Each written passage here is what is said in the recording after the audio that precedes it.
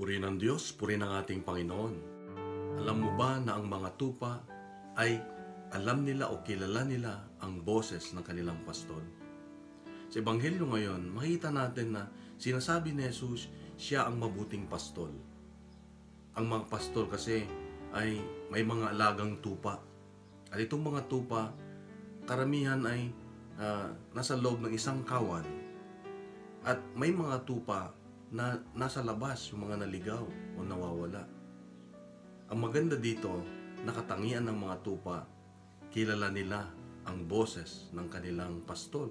Na kahit pagsamasamahin mo sila, iba't ibang klase, iba't ibang may alaga ng tupa, ay susunod lang sila doon sa kanilang sariling pastol.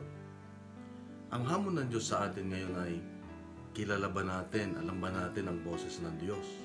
Naririnig ba natin ang boses ng Diyos, ang tinig ng Diyos? Malimit, hindi siguro naririnig natin ang boses ng Diyos sa ating mga kaloob-looban, sa ating puso, sa ating mga pandinig.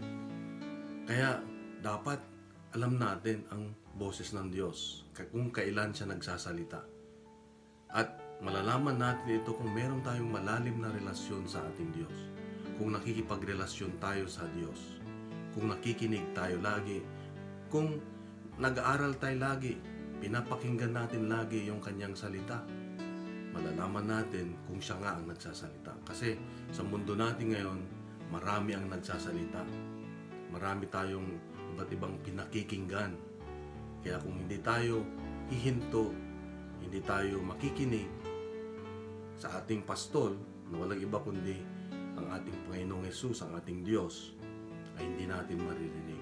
Kapatid, ang tinig ng pastol ay napakahalaga, napaka-importante, kasi ito ang maggagabay sa atin, dadalhin tayo doon sa kanyang piling para meron tayong proteksyon, meron tayong kapahingahan, meron tayong kagalakan, at meron tayong kaligtasan.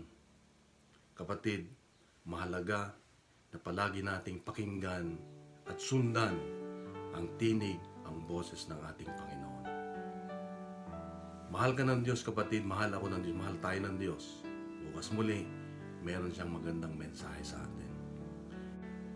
Pagkalat po natin itong good news. Ang good news po natin ay walang iba kundi ang ating Diyos.